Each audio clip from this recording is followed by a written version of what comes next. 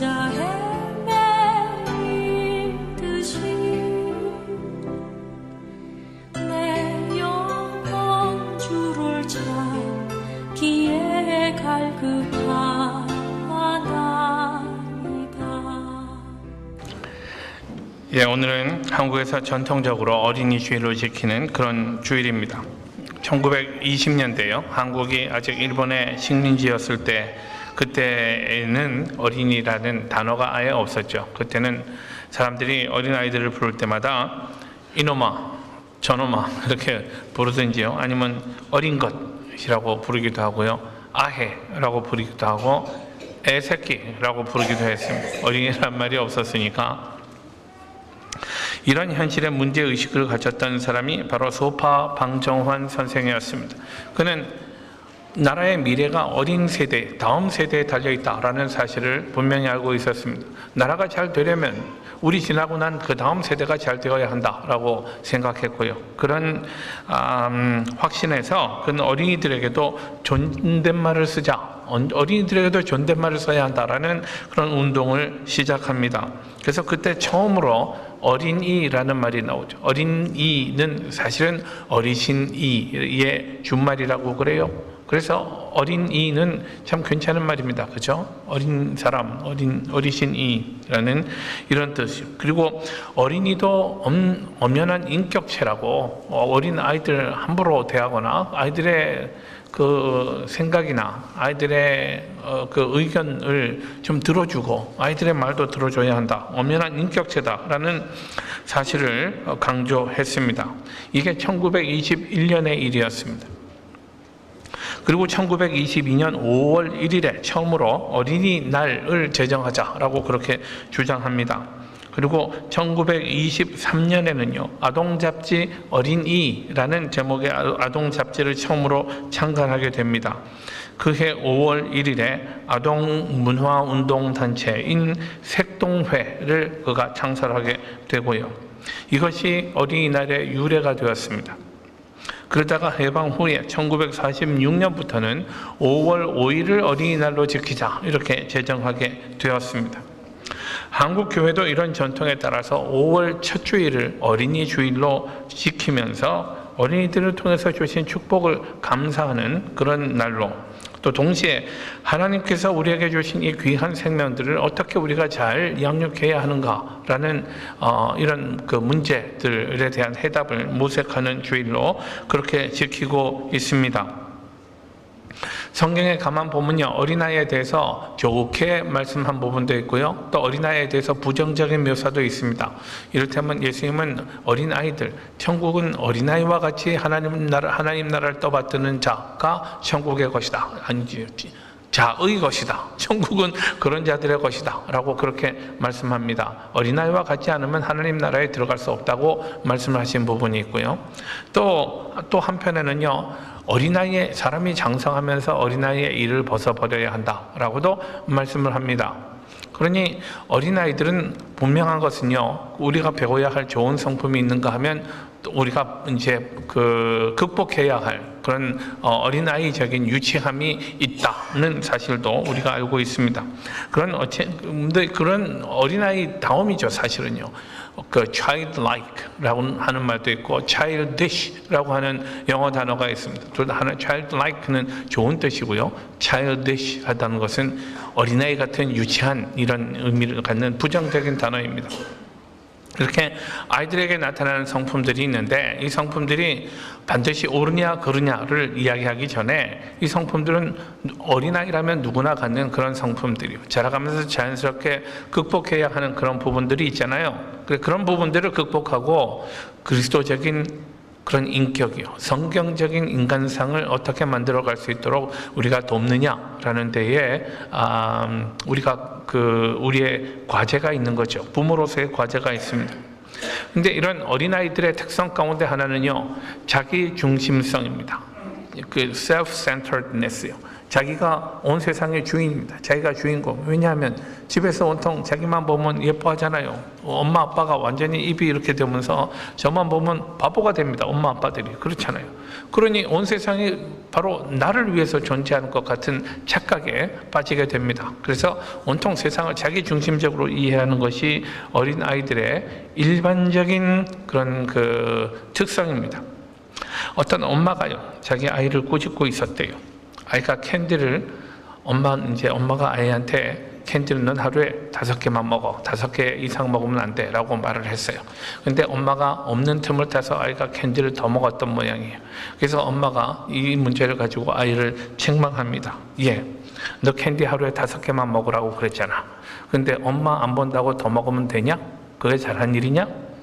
라고 책망합니다. 네가 그걸 몰래 훔쳐 먹을 때 하나님이 지켜보고 계셨다는 것 알아 몰라? 라고 책망을 합니다. 그랬더니 아이가 대답하죠.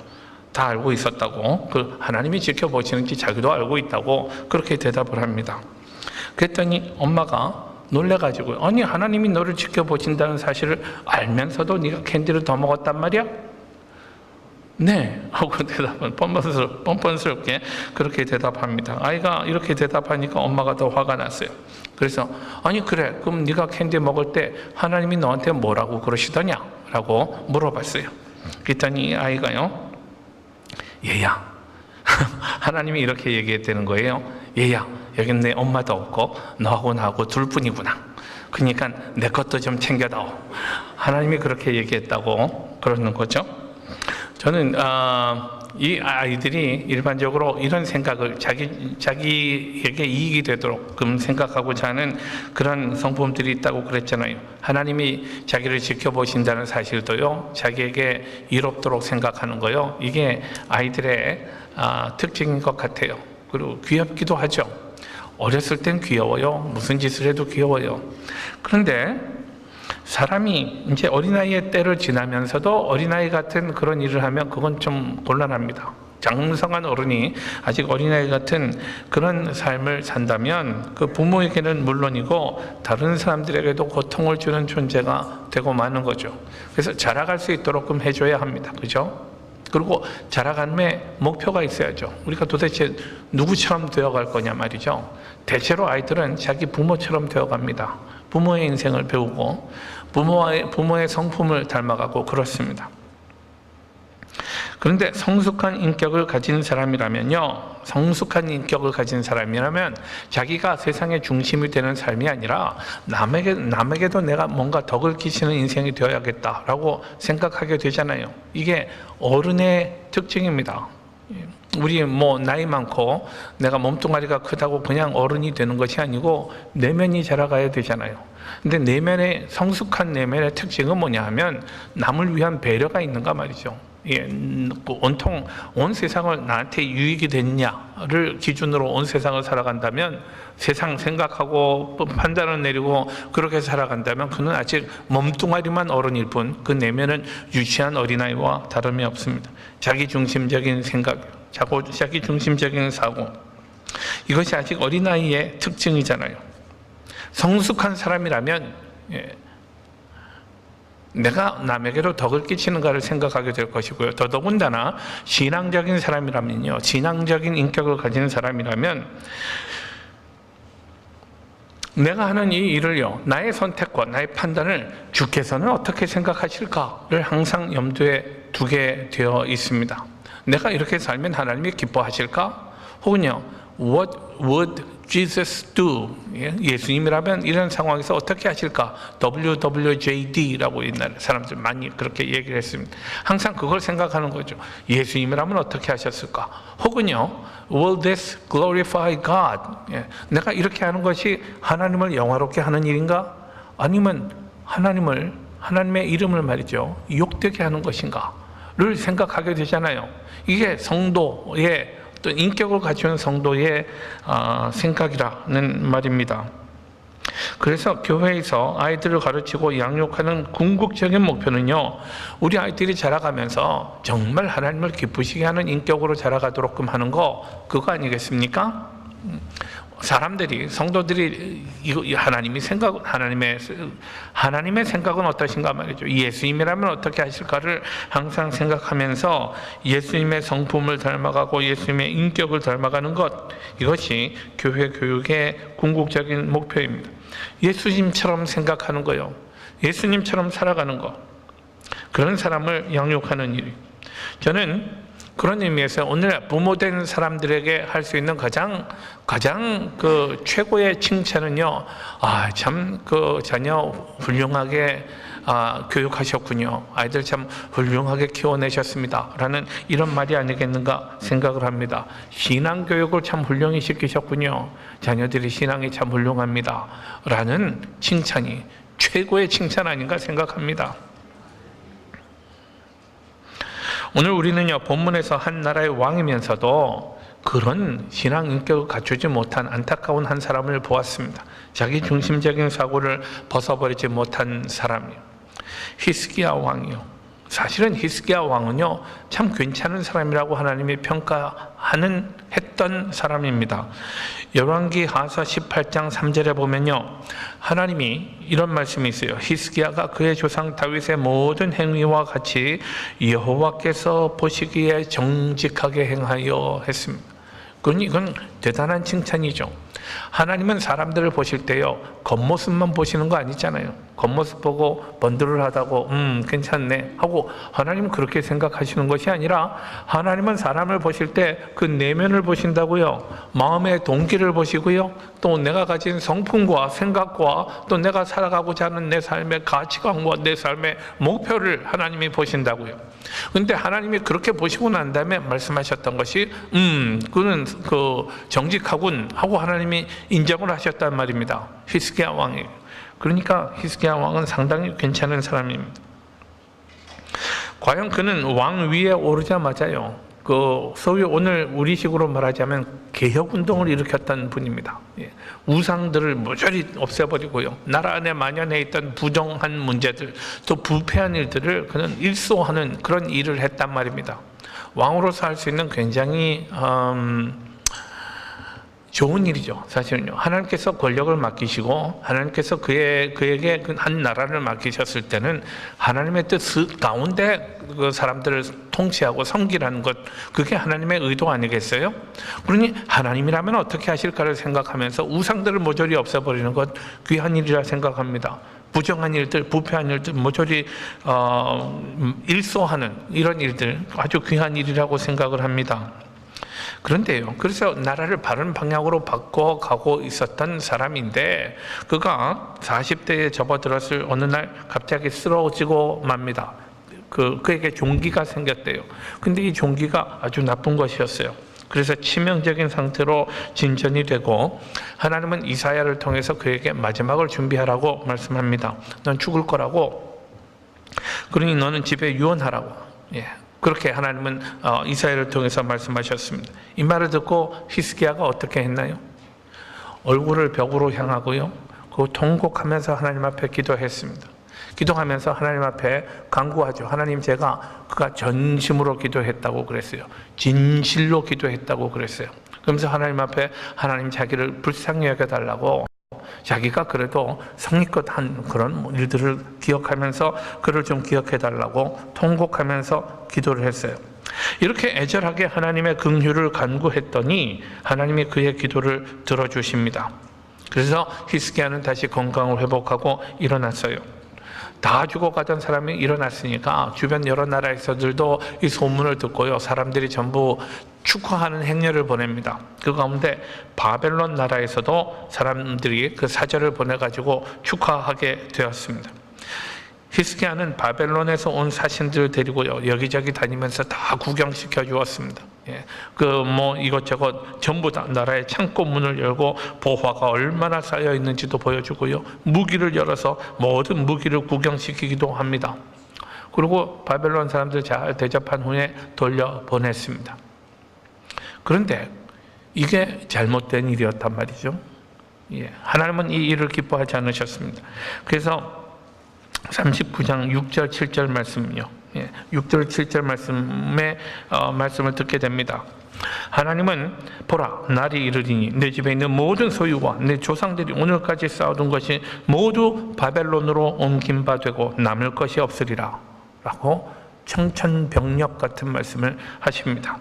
또 내게서 태어날 자손 중에서 몇이 사로잡혀 바벨론 왕궁의 왕관이 되리라 라고도 말씀을 하셨습니다. 우리가 아무 배경은 모르고요, 배경 모르고 성경 읽으면 참 의아합니다. 아니 도대체 그가 사신들에게 창고를 보여준 게 무슨 대단한 악이라고 하나님이 이토록까지 엄한 말씀을 하시는가, 너무 심한 말씀 아닌가 라는 생각이 들지도 모릅니다. 그러니까 하나님의 말씀은요, 히스기야가 자랑으로 삼기던 모든 것들을 다 뺏기고 말 것이라는 말입니다. 바벨론으로 모조리 바벨론의 이런 것들을 전부 빼앗길 것이고요. 그 자녀들에게도 아주 자녀들도 바벨론의 황관이 되고 말 것이다 라는 그런 선언이요. 그러니 도대체 무엇이 문제였는가요? 왜 하나님은 그에게 이렇게 가혹한 말씀을 하셨는가요? 히스기야는 죽을 운명이었지만 하나님의 은혜로 생명이 연장된 사람이잖아요.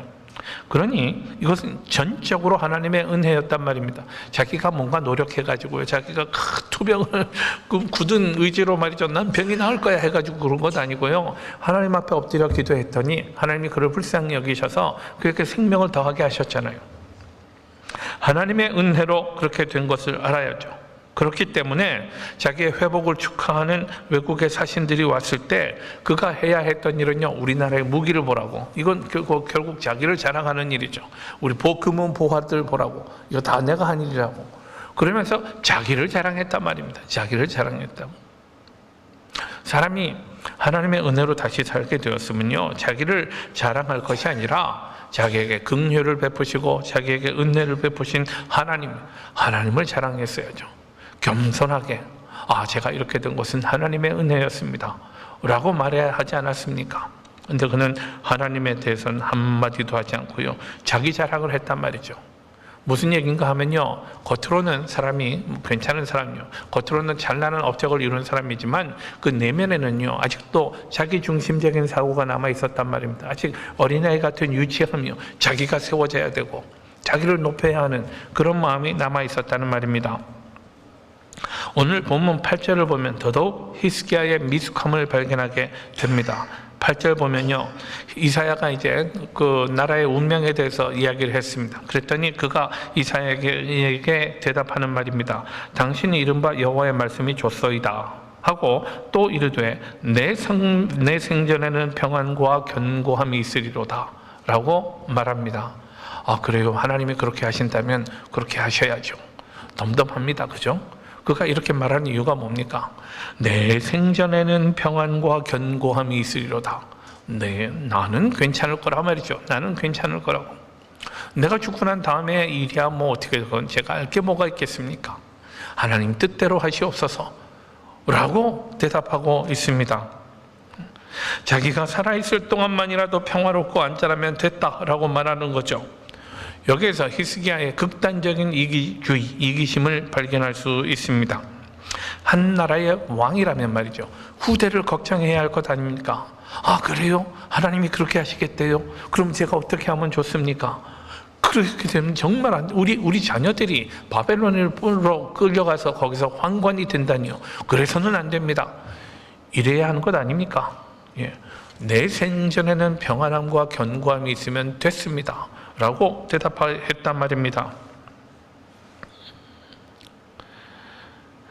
정말 괜찮은 사람이라면요, 이런 이야기를 들었을 때에 그 하나님 앞에 무릎 꿇고 빌어야죠. 하나님, 제가 잘못했군요. 이것은 그러나 저의 잘못이니까 우리 아이들에게, 우리 후대에게는 이런 일이 미치지 않도록 하나님의 은혜를 베풀어 주십시오 해야 되는 것 아닙니까? 그는 자기의 문제를 위해서는 벽에다가 얼굴을 향하고 통곡하면서 기도했는데 자기 자녀들을 위해서요, 후대를 위해서, 나라의 미래를 위해서는요, 아무런 소리 한번, 하나님 앞에 잘못했습니다 소리 한번 하지 않는 그런 사람이었다라는 말입니다. 아버지가 이런 태도를 가졌으니 그에게 태어난 아들의 모습이 어떻겠습니까? 히스기야의 아들 므낫세는요, 히스기야의 뒤를 이어서 50년 동안 통치했던 사람인데 온 나라를 완전히 망쳐버린 사람입니다. 므낫세요. 그래서 그 이후에 왕들이요 일어나면서 나라를 바로잡아 보려고 해도 50년 동안 철저하게 므낫세 시기에 철저하게 나라가 망해져 버렸기 때문에 완전히 근본이 무너진 그런 상태였다라는 말입니다.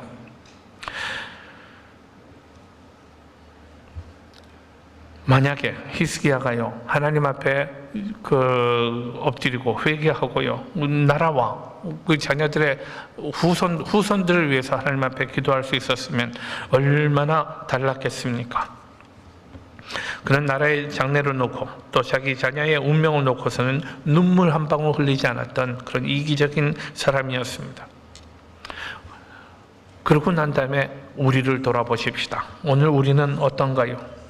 가정의 행복과 건강과 기쁨이 하나님께로부터 온 것인 줄 알지 못하고 모든 것은 나 혼자 힘으로 이룬 것처럼 자랑하다가 자녀들의 영적인 상태요, 자녀들의 미래를 혹시 망쳐놓고 있는 부모는 아닌가 생각해 볼 필요가 있습니다. 히스기야 같이 그렇게 무책임한 부모가 되어서는 안 됩니다. 자녀들의 미래를 위해서 기도하고 또 아이들이 무엇보다도 하나님과 깊이 교제하며 하나님의 사랑을 받는 아이들로 자라갈 수 있도록 하나님 앞에 간구해야 할 것 아닙니까? 가정에서 아이들을 말씀으로 양육하고 교회에서는 아이들에게 하나님을 예배하는 삶을 가르쳐야 합니다. 아이들에게 하나님 말씀대로 살아가는 것이요 하나님을 높이고 하나님의 뜻에 순종하는 것, 그것이 인생의 지극한 행복이라는 사실을 가르칠 수 있어야 되겠다 생각합니다. 그 일을 위해서 한국교회는 어린이 주일을 제정하고 지켜가는 거죠. 그런데 여러분, 자녀들이 잘 되기를 바라는 것만으로는 충분하지 않습니다. 좀 더 앉아서 바랄 것이 아니라 우리가 노력해야 할 부분이 있다는 말입니다. 아이들의 머리를 무엇으로 채워야 되겠습니까? 아이들의 가슴 속에 무엇을 채워 넣어야 할지를 우리가 고민을 해야 합니다.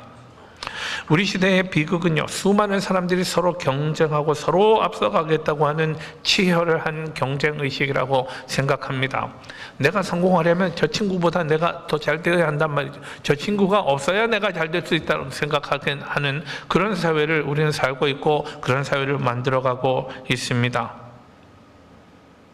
이것이 사람들을 얼마나 외롭게 만들고 고독하게 하는가요?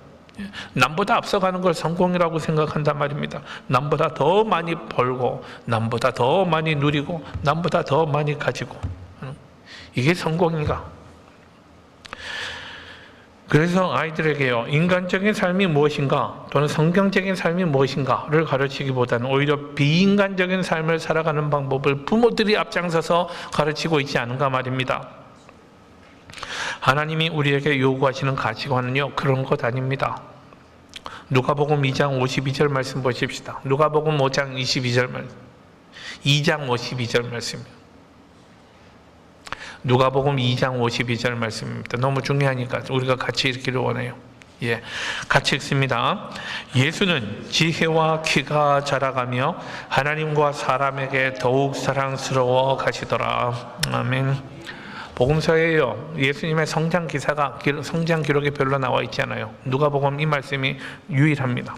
근데 여기 가만 보면 간단한 말씀인데요, 이 속에 기독교 교육의 가장 중요한 원리들, 철학이 제시되어 있습니다.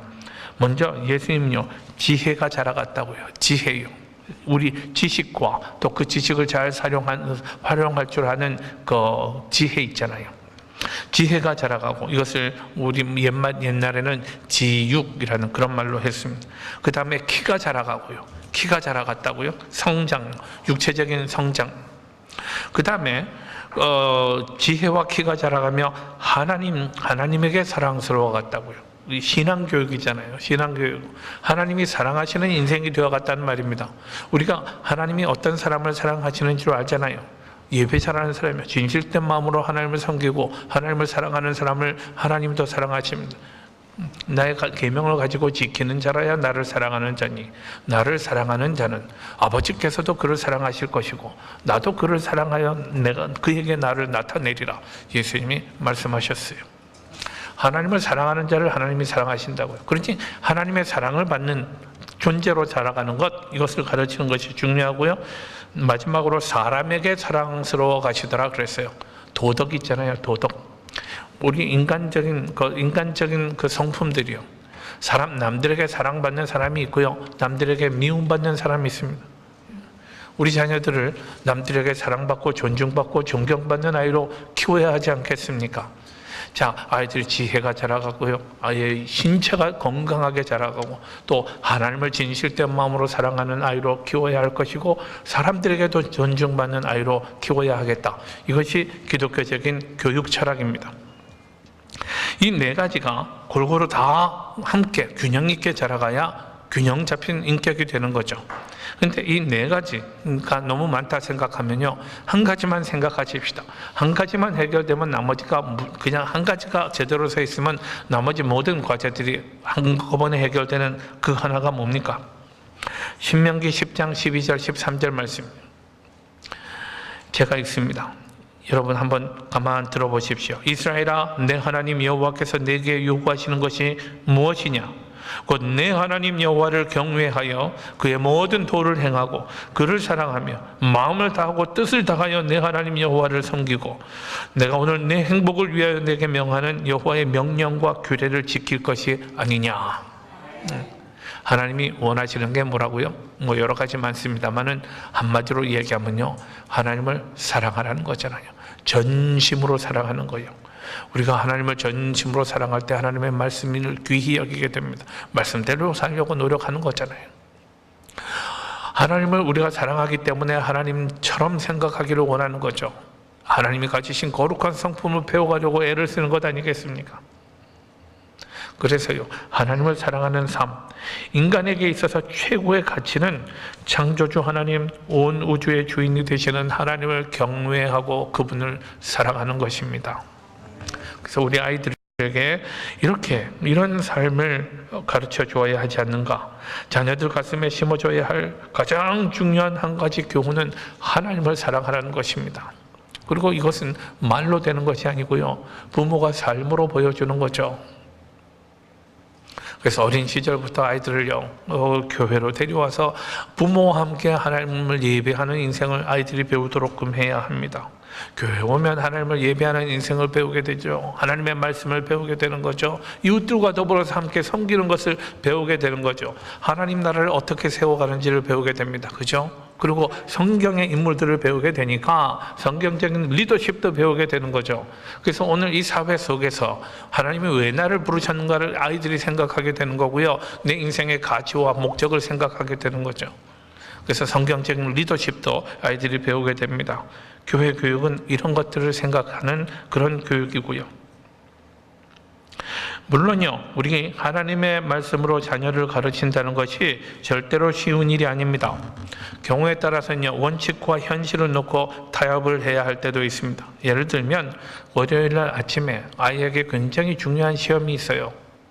그럴 때에 시험은 잘 봐야 되겠는데 주일날 교회 가서 아이가 하루 종일 교회에 있다 보면 준비를 잘 못하니까, 그럼 주일날 하루를 쉬고 공부하면서 월요일날 시험 잘 보게 해야 하나? 아니면 주일날 하루 종일 교회 가 있다가 그다지 그렇게 준비 안 된 상태여도 월요일날 그냥 그렇게 가서 시험 보게 해야 하나? 이런 문제를 가지고 우리들 고민을 하게 됩니다. 현실적인 고민이고요. 전 결국은요, 우리 각각 믿음의 분량으로 해결할 문제라고 생각합니다. 근데 한 가지 분명한 것은요, 교회 일 때문에 준비를 잘 못하겠다라는 것이 변명이 되어서는 안 되죠. 교회 일은 교회 일대로 하고요, 공부는 또 공부대로 열심히 준비해야죠. 하여간 이런 현실적인 쉽지 않은 문제들이 있습니다만은, 그러나 어쨌든 우리가 명심해야 할 가장 중요한 사실은 우리 자신들이 모범을 보여야 한다는 것입니다. 부모들이 모범을 보여야 한다고요. 부모들이요, 주일날 예배 빼먹기를 밥 먹듯이 한다면 말이죠, 오늘은 쇼핑을 해야 되니까 우리가 주일날 좀 빠져야 되겠다 라고 한다든지요, 오늘은 내가 몸이 너무 찌뿌듯한 것 같아, 오늘은 집에서 좀 쉬어야겠어 라고 생각한다면 아이들은 그런 인생을 배우게 된다는 말입니다. 하나님을 예배하는 일이요, 내가 쉬는 일보다 중요하지 않다고 생각하는 거죠. 내가 푹 쉬고 난 다음에 하나님을 예배하는, 예. 그 다음 내 할 일을 하고 난 다음에야, 혹은 내가 즐거운 다른 일들이 있다면 그것을 하고 난 다음에 하나님을 예배해도 돼 라고 하는 이런 대단히 잘못된 철학을 아이들에게 가르치는 셈이 된다는 말입니다. 그러니 우리 자녀들에게 가장 중요한 것을 물려주는 부모가 되려면 우리가 먼저 가치관이 제대로 서 있어야죠. 교회에서 예수 그리스도를 배우고 말씀을 배우는 경험이 아이들의 일생을 든든한 믿음의 반석 위에 세우는 것을 항상 기억하시기 바랍니다. 사랑하는 우리 자녀들이요, 우리 자녀들이 우리 주님 예수 그리스도와 아버지 하나님의 풍성한 사랑 안에서 넉넉하고 능력 있는 삶을 살아갈 수 있도록 준비시키는 것, 이것이 얼마나 귀한 일입니까? 우린 그런 교회가 되기를 간절히 소원합니다. 그래서 우리 교회에 속한 모든 가정과 또 우리 온 교회가 그 자녀들을 귀히 생각하고 자녀들이 꼭 만나야 할 그 만남을, 그리스도 예수를 나의 구주와 주님으로 만나는 그 경험을 꼭 할 수 있도록 돕는 그런 교회가 되기를 축원합니다.